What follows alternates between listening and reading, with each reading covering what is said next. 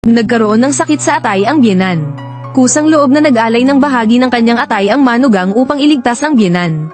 Ngunit pagkatapos ng operasyon, walang nag-alaga sa tabi ng kama ng manugang. Ang asawa at hipag ay palaging nasa silid ng biyenan. Hanggang gabi, sakalang binisita ng asawa ang manugang. Yun pala gusto lang niyang makipagtalik. Hindi niya inintindi ang sugat na hindi pa gumagaling. Konting mali lang pwedeng bumuka ang tahi. Sumakit ang sugat ni Yuka. Napilitan siyang tanggihan ng asawa. Sa araw ng paglabas ng ospital, dahil sa trabaho raw, hindi siya sinundo ng asawa at hipag. Kaya't mag-isa siyang umuwi bitbit ang mga gamit. Hindi pa lubusang gumagaling ang sugat ni Yuka. Minsan ay sumasakit pa rin ito. Kahit ganoon, naghanda pa rin siya ng masarap na hapunan para sa asawa. Ngunit hindi ang asawa ang dumating, kundi ang biyenan at hipag na may dalang kasulatan ng diborsyo. Gamit ang dahilan na tumanggi si Yuka sa pakikipagtalik, hinihingi nilang pumirma siya sa kasunduan ng hiwalayan. Agad na ipinaliwanag ni Yuka na kakatapos lang ng operasyon niya sa atay. Hindi pa gumagaling ang sugat niya.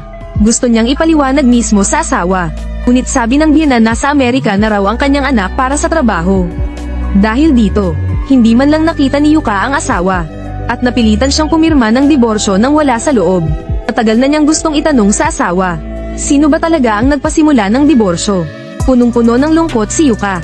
Gusto niyang kausapin ang biyenan at hipag para magpaliwanag. Umaasa siyang maurong ang diborsyo. Sa ilalim ng malakas na ulan pumunta siya sa bahay ng biyenan.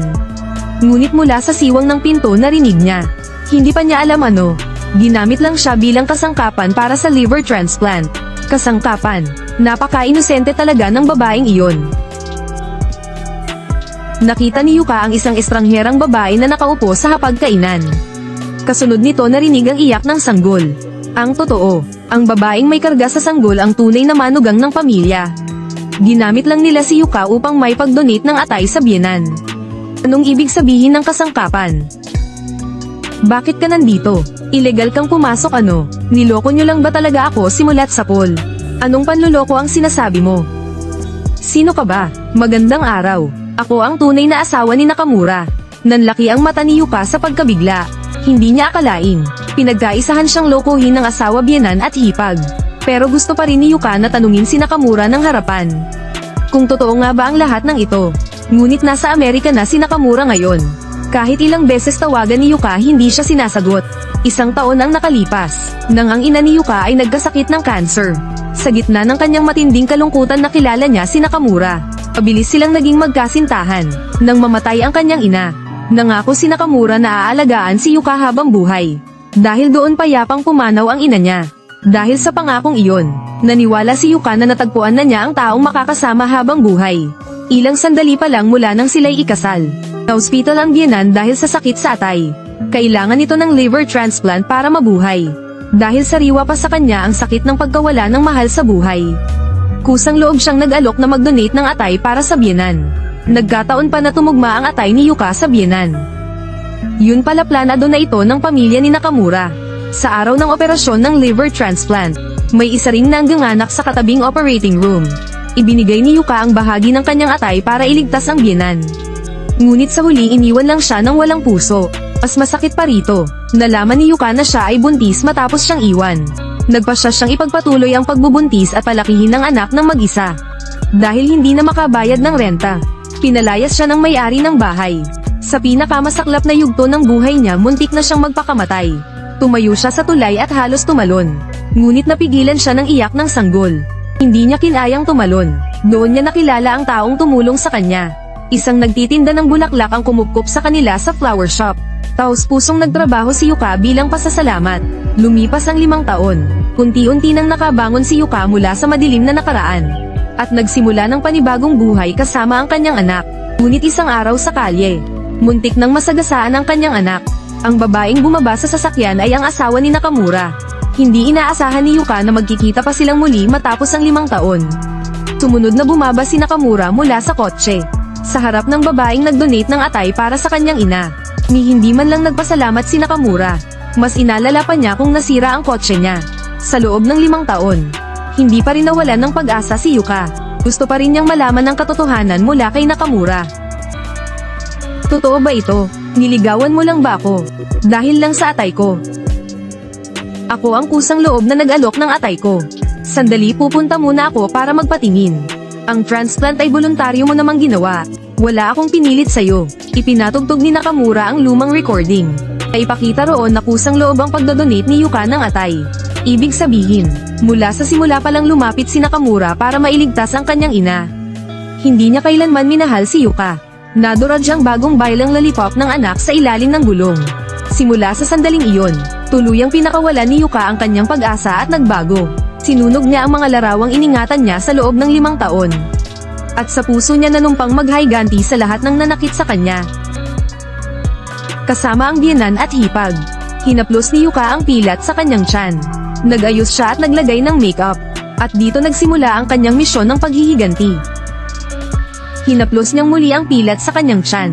Habang inaalala ang kasinungalingan at panlolokong ginawa ng pamilya ng dating asawa.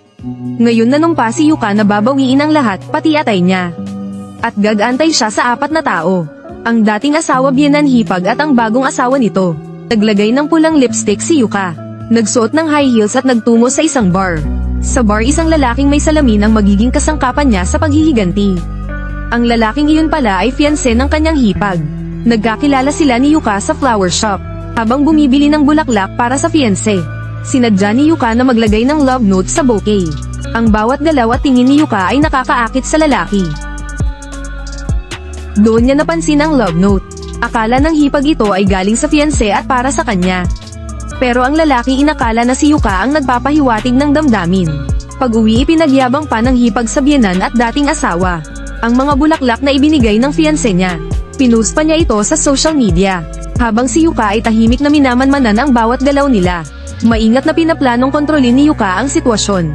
Kinabukasan, bumalik ang lalaking may salamin sa flower shop para hanapin si Yuka. Nakita niya itong kinakausap ng lalaking may blondeng buhok. Medyo nagselos ang lalaking may salamin. Alam ni Yuka kung anong iniisip niya, hawak niya ito sa kiliti.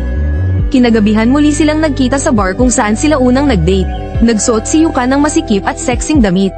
Nabighani agad ang lalaking may salamin.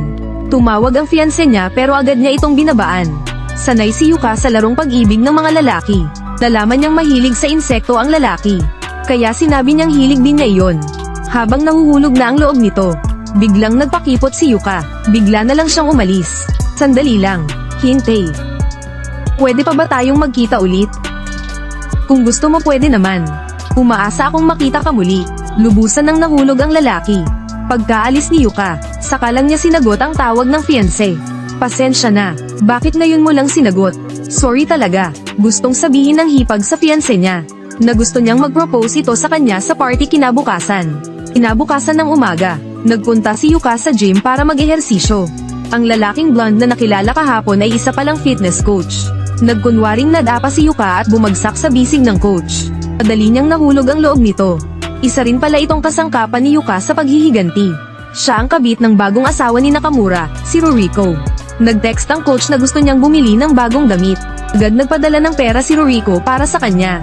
Pagkatanggap ng pera, nag-text agad si coach kay Yuka para mag-aya ng date.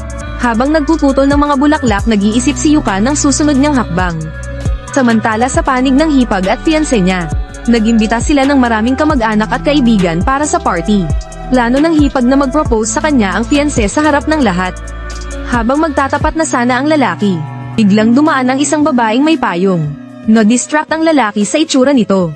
Paglingon ng babae, si Yuka pala iyon. Isang tingin lang bumalik agad ang kilig sa lalaki. At sa susunod na eksena, hindi ako papayag na pakasalan kita. Agad tumakbo palabas ang lalaking may salamin para habulin si Yuka. Namangha ang lahat ng bisita sa party. Hindi nila akalaing ganito kadramatiko ang mangyayari sa harap nila. Pero pagdating sa labas, wala na si Yuka. Kaya dali-dali siyang tumawag kay Yuka para mag-propose. Ang paraan ng pagganti ng isang inaping babae ay simple lang. Ngunit ito ay magdudulot ng sakit sa taong nang api sa kanya, na siya namang magpapagaan sa kanyang kalooban. Ang mensahe ng pelikula ay nagpapaalala sa atin na hindi dapat nang hahamak ng tao, dahil hindi natin alam kung ano ang kayang gawin ng taong ating inaapi. At dyan na po muna nagtatapos ang video mga idol.